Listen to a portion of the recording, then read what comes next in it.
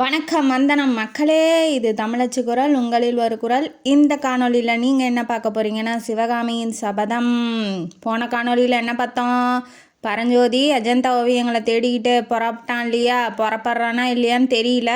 அதை பற்றி வாங்க இந்த காணொலியில் பார்க்கலாம். வாங்க காணொலிக்குள்ளே போகலாம்.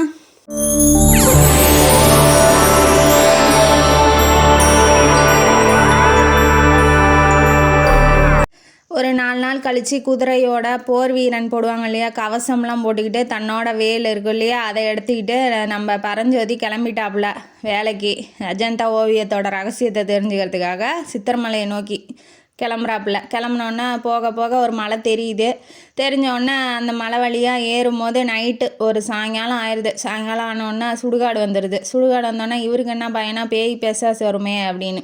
மனுஷங்கள்லாம் பார்த்து அவர் பயப்படுறதில்ல, அந்த பேய் பிசாசை பார்த்து தான் பயப்படுறாரு. பயப்பட்டோடனே கொஞ்சம் முன்னாடி போனோடனே யாராவது வந்தால் துணைக்கு வந்தால் நல்லா இருக்குமே, இப்படி தனியாக போகிறதுக்கு பயமாக இருக்கேன்னு நினைக்கிறாரு. நினச்சோன்னே முன்னாடி ஒரு உறவம் வந்து பரஞ்சோதியை பார்த்து பேய் பேய் பிசாசுன்னு பயந்துட்டு கீழே விழுந்துடுறாப்புல. கீழே விழுந்தோடனே இவன் என்ன பண்ணுறான், பரஞ்சோதி நம்மளை விட ஒரு பயந்தாங்குழி இருக்காண்டா அப்படின்னு சொல்லிட்டு வேல் இருக்குது பார்த்திங்களா, அவன் கையில் இருந்தது, அதை எடுத்து குத்தி அவர்கிட்ட பேய் மாதிரி பேசிகிட்டு இருக்கான். உடனே வந்துட்டு இந்த வீரன் விழுந்தான் இல்லையா, அவன் எப்படி இருக்கான்னா தலைப்பாகை கட்டிக்கிட்டு பெரிய மீசை வச்சுக்கிட்டு இருக்கான். அவனை நம்ம மீசக்காரன்னு கூப்பிடலாம், மீசக்கார வீரன்னு. அந்த மீசக்கார வீரன் என்ன பண்ணுறான், அந்த வேலை பிடிச்சி இழுத்து கீழே பரஞ்சோதியை போட்டு நெஞ்சு மேலேயே ஏறி உக்காந்துட்டாரு. உக்காந்தோடனே என்னடா இவன் இப்படி இருக்கான், கொஞ்ச நேரத்துக்குள்ளே நம்ம மேலேயே ஏறி உக்காந்துட்டான் அப்படின்னு சொல்லி பயப்படுறாரு. பயப்பட்டோன்னே நீ வாதாபி வீரன் தானே, ஒற்றன் தானே அப்படி சொல்லு அப்படின்னு சொல்லும் போது, ஏன்னா அவங்க தானே புலிகேசி, அந்த வாதாபி மன்னன் தானே புலிகேசி தான் படையெடுத்துக்கிட்டு வந்திருக்கான், அதனால் அந்த மாதிரி கேட்குறாரு. கேட்டோன்னா இல்லை நான் காஞ்சி நகர்லேருந்து தான் வரேன், நான் ஒரு வேலையாக போயிட்டுருக்கேன், ஏன்னா யார்கிட்டையும் எதுவும் சொல்லக்கூடாதுன்னு அந்த பிக்ஷு வந்து சொல்லி அமுச்சு விட்ருக்காப்புல. அதனால் வந்து யார்கிட்டையும் எதுவும் சொல்லாமல் இவன் எப்படி சொல்கிறான், எனக்கு ஒரு வேலை இருக்குது நான் போயிட்டுருக்கேன் அப்படின்னு. நான் உன்னை நம்ப மாட்டேன், நீ வந்து பொய் சொல்கிறப்ப நான் உன்னை கொல்ல போகிறேன் அப்படின்னு சொன்னோன்னே அந்த அந்த சிம்பிள் கொடுத்தாங்க இல்லையா, அந்த சிம்பிளை ராஜ சிம்பிளை வந்து காமிச்சோன்னா சரின்னு நம்பிக்கை வந்தது. அதுக்கப்புறம் வந்து சரி என்னை மன்னிச்சிரு அப்படின்னு சொல்லிட்டு ஏறி நிற்க வச்சிட்றாப்புல. நின்னோடனே 2 பேரும் வந்து எனக்கும் ஒரு ஆள் வேணும், நானும் தனியாக போகிறேன், எனக்கும் பயமாக இருக்குது அப்படின்னு சொன்னோன்னே அவனுக்கு பிடிக்கல. இருந்தாலும் வந்து சரி நம்மளும் தனியாக தானே போகிறோம் அப்படின்னு சொல்லி 2 பேரும் வந்து பேசிக்கிட்டு இப்போ குதிரை மேலே ஏறிக்கிட்டு போகிறாங்க. அந்த வீரன் என்ன சொல்கிறான், இப்போ தனியாக போனால் வந்து பேய்ங்கெல்லாம் சாப்பிட்ருப்பான், கூட்டமாக ஒரு 2 பேராக போனால் எத்தனை பேர்த்த வேணாலும் அடித்து நவுத்திடலாம் பேயாக இருந்தாலும் அப்படிங்கிறான். இது என்ன ஒரு மூட நம்பிக்கை, என்ன இது யார் சொன்னது அப்படின்ன வாட்டி, இங்கே நிறையா பேய் பிசாசுலாம் இருக்கும் உனக்கு தெரியாதா, ஆயிரக்கணக்கான பேய்ங்க இங்கே இருக்கும் அப்படின்னு சொன்னோன்னே என்னப்பா சொல்கிற, இந்த மாதிரி மூட நம்பிக்கையெல்லாம் உனக்கு எப்படிப்பா வந்துச்சு அப்படின்னு சொல்லி கேட்கும் போது அவர் என்ன சொல்கிறாரு, இங்கே வந்து மயூரசன்மன்னு ஒரு ராஜா ஆட்சி செஞ்சார் 250 வருஷத்துக்கு முன்னாடி. அவங்களுக்கும் இந்த காஞ்சி பல்லவ மன்னனுக்கும், அதாவது அப்போ இருந்த ஆட்சி செஞ்ச பல்லவ மன்னனுக்கும் சண்டை வந்துருச்சு. அதில் ஆயிரக்கணக்கான வீரர்கள் வந்து இறந்துட்டாங்க, அவங்களும் ஆவியாக சுற்றுவாங்க. இந்த மயூரசன்மனுக்கு ஏன் வந்து போர் புரியறதுக்கு சூழல் வந்துச்சுன்னா, இவனும் மயூரசன்மனும் அவங்க குரு வீரசன்மனும் வந்து காஞ்சி நகருக்குள்ளே போயிருக்காங்க. அப்போ ஒரு குதிரை வீரன் என்ன பண்ணியிருக்கான், வழி விடாமல் இவங்க 2 பேரும் போவோம், அவன் என்ன பண்ணியிருக்கான், எட்டி வச்சுட்டு போடா அந்த பக்கம் வழி கண்ணு தெரியாதா அப்படின்னு சொல்லவும் இவருக்கு மயூரசன்மனுக்கு கோவம் வந்துருச்சு. கோவம் வந்தோன்னே அந்த குதிரை வீரனை கீழே தள்ளி இழுத்து அடித்து போட்டிருக்காரு. அப்புறம் அதை பார்த்த மற்ற வீரர்கள்லாம் வரவும் உயிருக்கு ஆபத்தாயிரும், நம்மளை பிடிச்சிட்டு போய் கொலை பண்ணிடுவாங்க, சிறையில் போட்டுருவாங்க அப்படின்னு பயந்துக்கிட்டு அந்த தள்ளினார் பார்த்திங்களா, அந்த வீரனோட குதிரையிலே போயிட்டார். வெளியில் நகரத்தை விட்டு வெளியில் போயிட்டு ஒரு மலை மேலே இருந்திருக்காரு. அந்த மலையில் இருக்க ஜனங்கள்லாம் வந்து தன்னோட பக்கம் இழுத்து ஒரு பெரிய படையை திரட்டிக்கிட்டு அப்போதைக்கு ஆண்ட, அதாவது 250 வருஷத்துக்கு ஆண்ட பல்லவ மன்னன் கூட போர் புரிய வந்திருக்காப்புல. வந்தோடனே போரில் வந்து பல ஆயிரக்கணக்கான மக்கள்லாம் செத்துருக்காங்க. இதுதான் ஃப்ளாஷ்பேக்கு. ஆனால் இந்த மயூரசன்மன் கதையை வந்து இந்த புத்த பிக்ஷு எப்படி சொல்லியிருப்பார் அப்படின்னா, நம்ம பரஞ்சோதிக்கிட்ட அப்போ அந்த புத்த கோயிலுக்குள்ளே என்னோட முதல் காணொலியில் சொல்லியிருப்பேன், புத்த கோயிலுக்குள்ளே வந்து இந்த நரசிம்ம பல்லவரை பற்றி சொல்லும் போது அவங்களாம் உன்னை பிடிச்சி கொன்றுவாங்கன்னு சொல்லும் போது அப்போ சொல்லியிருப்பாப்புல, என்ன சொல்லியிருப்பாப்புலன்னா, இந்த மாதிரி தான் படிக்க வந்தான் ஒருத்தன், அதாவது பரஞ்சோதி படிக்க வந்திருக்கான்ல அதே மாதிரி அவன் சொல்கிறான், இப்படி தான் படிக்க வந்தான் ஒருத்தன், மயூரசன்மன் பேர் அவனை வந்து தேவையில்லாமல் பழி போட்டு ஜெயிலில் போட்டு கொண்டுட்டாங்க, அந்த மாதிரி ஒன்னையும் கொண்டுருவாங்க அப்படின்னு சொல்லியிருப்பான். ஆனால் அந்த கதை அவனுக்கு பிடிச்சிருக்காது, நம்மளை அவனோட கம்பேர் பண்ணி சொல்கிறாங்களே அப்படின்னு. ஆனால் இப்போ உண்மையான கதை எது அப்படின்னு சொல்லி இவர் சொன்னதுக்கப்புறம் மயூரசன்மனை வந்து பிடிச்சிருக்கு அவனுக்கு. ஏன்னா வந்து அவமானத்தை பழி தீர்த்துக்க தானே வந்திருக்கான் காஞ்சி நகருக்கு படையை திரட்டிக்கிட்டு. அதுக்கப்புறம் என்ன கேட்குறான், போரில் ஜெயிச்சாரா இல்லையா அப்படின்னு சொல்லி கேட்குறான். எப்படி அந்த சின்ன படம் எப்படி ஜெயிக்கும், நம்ம தான் பல்லாயிரக்கணக்கான வீரர்கள் இருக்காங்க இல்லையா பல்லவ படையில், அதனால் தோத்துட்டாங்க அப்படின்னு சொல்லிட்டாப்புல. சொன்னோன்னே அந்த வீரன் மீசை வீரன் இருக்காப்புல அவர் சொல்லிட்டாரு. சொன்னோன்னே அவ்வளோதானே பிடிச்சிட்டு போய் இப்போ வந்து ஜெயிலில் போட்டு அவளை கொண்டிருக்க போகிறாங்க, அதானே இது எண்டு அப்படின்னு சொல்லும் போது, இல்லை அவரோட வீரம் பிடிச்சிருக்கிறதுனால அவருக்கே அந்த பகுதியை ஆட்சி செய்ய சொல்லி, அந்த மலை இருக்கு இல்லையா அதை ஆட்சி செய்ய சொல்லி கொடுத்துட்டாரு. அதனால் மயூரசன்மன் வந்து தன்னோட நன்றியை தெரிவிக்கிற வரையுமே கப்பம் கட்டிட்டு இருந்திருக்காங்க, அதாவது வரி மாதிரி போட்டு வரியை செலுத்திக்கிட்டு இருந்தாங்க. 200 வருஷமாக செலுத்திக்கிட்டு இருக்காங்க, அவருக்கு பின்னாடி வந்த சந்ததிகள்லாம் செலுத்துகிறாங்க அப்படின்னு சொல்கிறாப்புல. ஓ, இந்த கதையெல்லாம் இருக்கா, அந்த பழைய கதையெல்லாம் எனக்கு கேட்குறதுனா ரொம்ப இன்ட்ரெஸ்ட், வரலாறு கதையெல்லாம் கேட்குறதுனா. இன்னும் வேறு ஏதாவது இப்போ ஒரு போர் வந்திருக்கேன் அந்த கதை உங்களுக்கு தெரியுமா அப்படின்னு கேட்கும் போது அதை பற்றி கொஞ்சம் சொல்கிறாரு. அதாவது அந்த மாதிரி வரி கப்பம் கட்டிகிட்டு வந்தாங்க இல்லையா, அவங்கள ராஜாவில் ஒருத்தன் வந்து மங்களேசன் ஒருத்தன், அவன் வந்து வைஜெயந்தி நாட்டை வந்து ஆண்டுகிட்டு இருந்திருக்கான். அவன் என்ன பண்ணியிருக்கான், அயல் நாட்டு வெளியில் போய் சண்டை போட்டு இன்னும் கொஞ்சம் நாடெல்லாம் சேர்க்கலாம் அப்படின்னு ஆசைப்பட்டுக்கிட்டு வரி கட்டுறதை வந்து நிறுத்தினோடனே இவருக்கும் அதாவது பல்லவனுக்கும் அந்த மங்களேசன் இருக்கான் இல்லையா அவருக்கும் சண்டை வந்திருக்கு. எப்படியும் வந்து ஜெயிச்சிட்டாரு தான், பல்லவர் ஜெயிச்சிட்டாரு. ஆனால் மீதி இருக்க வீரர்கள்லாம் பிடிச்சிக்கிட்டு போகாமல் விட்டுட்டாரு. ஏன்னா வந்து தன்னோட தளபதி கலிப்பகை அப்படிங்கிறவர் வந்து செத்து போயிட்டாரு. அந்த கலிப்பகையை கல்யாணம் பண்ணிக்க போகிறவங்க தான் நாவுக்கரசரோட அக்கா திலகவதியார். இப்போ வந்து அந்த கலிப்பகை செத்ததுனால போதும், யாரையும் வந்து கைப்பற்ற வேண்டாம், வாங்க நாட்டுக்கு திரும்பிடுங்க அப்படின்னு சொல்லி தப்பு பண்ணிட்டாரு. அதனால் வந்து இப்போ எல்லாம் மீதி இருந்தவங்களாம் பழி வாங்கிறதுக்காக இப்போ ஒரு படையை திரட்டிக்கிட்டு வராங்க. இப்போ புலிகேசி தானே எதிர்க்கிறான். அந்த புலிகேசி யாருன்னா மங்களேசன் வந்து சித்தப்பா, புலிகேசிக்கு சித்தப்பா. இவங்கெல்லாம் ஜெயிலில் போட்டு அவர் வந்து மங்களேசன் வந்து ஆட்சி பொறுப்பில் வந்திருப்பார். அவர் வந்தோன்னே இவங்கெல்லாம் வெளியில் வந்து அவரை கொலை பண்ணிட்டு இப்போ புலிகேசி வந்து ராஜா ஆகிட்டான். இதுதான் இந்த கதை. சொல்லி முடித்தோன்னா நீ எங்கேப்பா போகிற, என்னப்பா பண்ண போகிற அப்படின்னு சொல்லி அந்த மீசை வீரன் கேட்கும்போது, நம்ம பரஞ்சோதி தான் எதுவும் சொல்ல மாட்டார் இல்லையா, அதை புத்த பிக்ஷு சொல்லியிருக்காரு. ஆனால் அந்த பிக்ஷுவை விட இவர் இப்போ பேசுகிறவரை மேலே ரொம்ப மரியாதையும் அன்பும் வருது பரஞ்சோதிக்கு. அந்த பிக்ஷு எவ்வளோ தான் அன்பாக பேசினாலும் அவர் மேலே அவ்வளோவா அவனுக்கு வந்து அன்பு வரல. இப்போ வந்து ஏன் எதுக்குன்னு என்கிட்ட கேட்காதீங்க, நான் எதுவும் சொல்ல மாட்டேன், சொன்னாலும் பொய் தான் சொல்ல போகிறேன், அதனால் என்கிட்ட எதுவும் கேட்காதீங்க அப்படின்னு சொன்னாட்டி, சரி நான் எதுவும் கேட்கல அப்படின்னு விடுதி இங்கே எங்கேயாவது இருக்குமா தங்கறதுக்கு நைட்டில் அப்படிங்கும் போது மகேந்திர விடுதின்னு ஒன்று இருக்குது, வா அங்கே போய் தங்கிக்கலாம் அப்படின்னு சொல்லி 2 பேரும் போகிறாங்க. போனோடனே அந்த விடுதியில் இருக்கான்ட்ட அந்த வீரன் இருக்கான் இல்லையா மீசை வீரன், அவன் ஒரு சிம்பல் மாதிரி காமிக்கிறான். அதில் என்ன போட்டிருக்குன்னா சிங்கமுத்திரை போட்டிருக்கு. அந்த சிம்பிளை காமிச்சோன்னா அதெல்லாம் வந்து எப்படின்னா ராஜ காரியமாக போகிறவங்களுக்கு கொடுப்பாங்களாம். அந்த சிம்பிளை காமிச்சோன்னா இவன்கிட்ட பரஜோதிக்கிட்ட வரான் அந்த விடுதியோட தலைவன். அந்த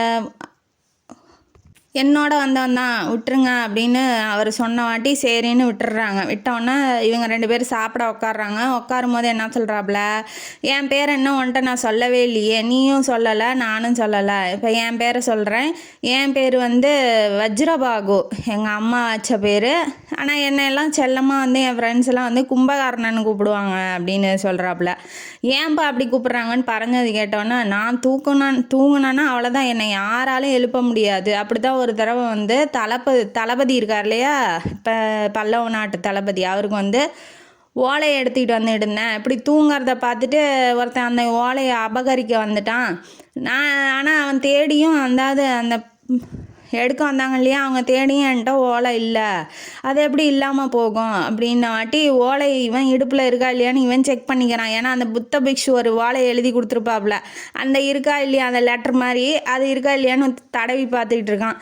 அப்புறமேட்டு அவர் சொல்கிறாரு, எப்படி எப்படி இல்லாமல் போகும், நீங்கள் தானே வச்சுருந்தீங்க வாட்டி, நான் வந்து நெருப்பில் போட்டு எரிச்சிட்டேன், அதில் என்ன இருக்குது ஏது இருக்குன்னு படிச்சுட்டு நெருப்பில் போட்டு எரிச்சிட்டேன்ன வாட்டி, இதெல்லாம் செய்யலாமா, அதெல்லாம் தப்பு இல்லையா அப்படின்ன வாட்டி, அதை எதுக்குப்பா தப்பு, என்ன மேட்ரோ அதான் நான் படிச்சிட்டேன்ல அப்படின்ன வாட்டி இவன் அந்த ஓலையை பத்திரமா பிடிச்சிக்கிட்டு போய் ரூமில் படுத்துக்கிட்டான். ஏன் அந்த கதையை சொல்கிறான், அந்த மீசை வேறன் ஏன் சொல்கிறான்னா, இவன் பரஞ்சோதிக்கிட்ட ஓலை எங்கே இருக்குது, ஓலை இருக்கா இல்லையா, லெட்டர் இருக்கா இல்லையான்னு அவன் தெரிஞ்சுக்கணும் இல்லையா, அதனால வந்து அவன் அப்படி சொல்கிறான் நினைக்கிறேன், அப்படி தான் சொல்ல வராங்கன்னு.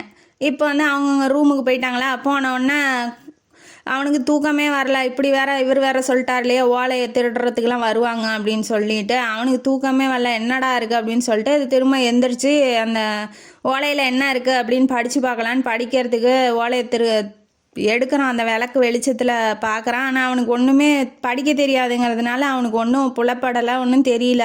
அப்போ தான் யோசிக்கிறான், பாரு நம்ம படிச்சிருந்தா இந்த மாதிரி கவலைப்பட வேண்டிய அவசியம் இல்லைன்னு ரொம்ப வருத்தப்படுறான். உடனே இந்த கொஞ்ச நேரம் கழித்து நம்ம மீசை வீரனும் இன்னொருத்தரும் வந்து அந்த ரூமை மெதுவாக திறக்கிறாங்க. திறந்தோடனே அவன் என்ன பண்ணிட்டான், அந்த ஓலையில் வச்சுக்கிட்டே அப்படியே தூங்கிட்டான்.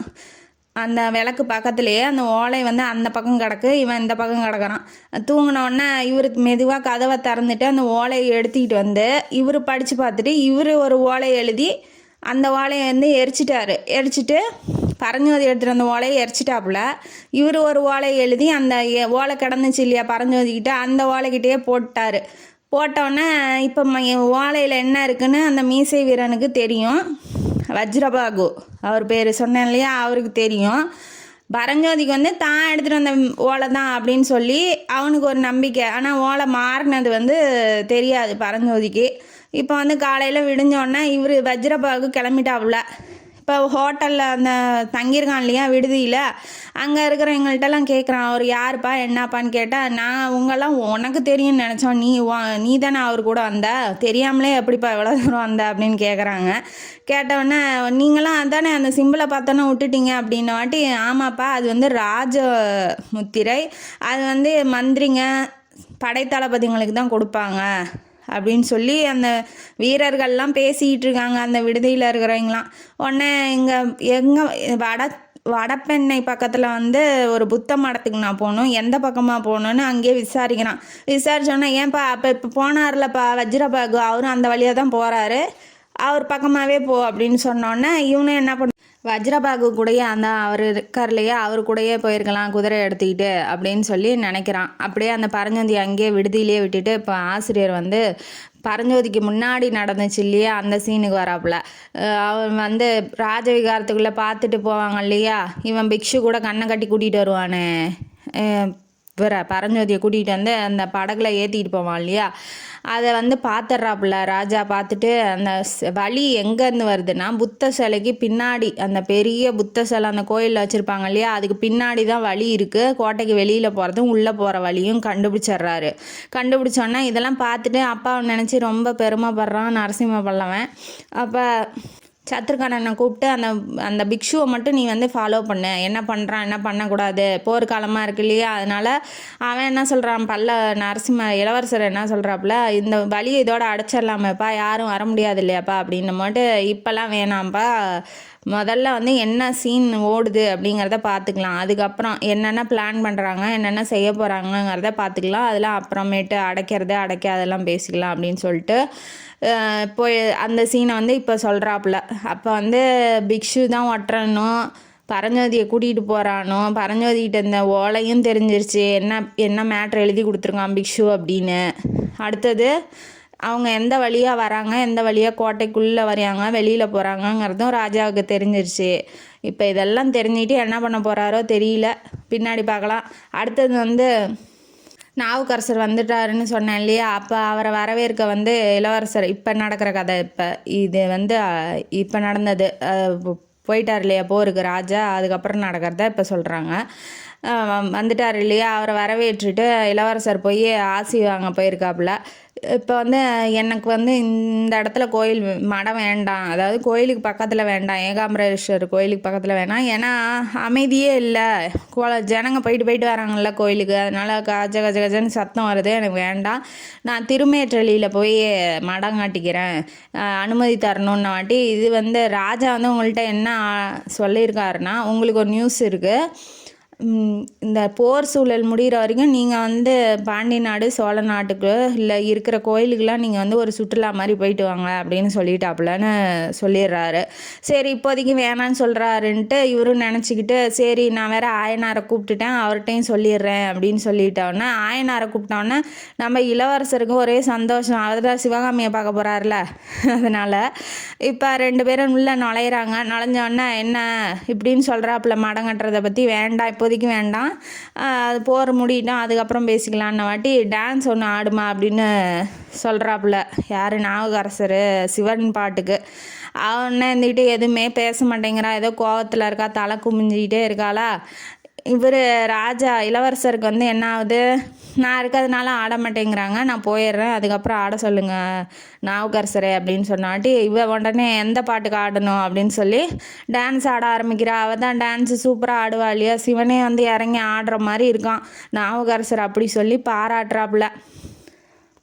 மாமல்லபுரத்தில் பாறையில் வரைஞ்சி வச்சுட்டு வந்திருப்பார்ல சிவகாமி, அதுக்கு நடுவில் ஒரு வேல் மாதிரி இவர் வரைஞ்சிருப்பார் இளவரசரை.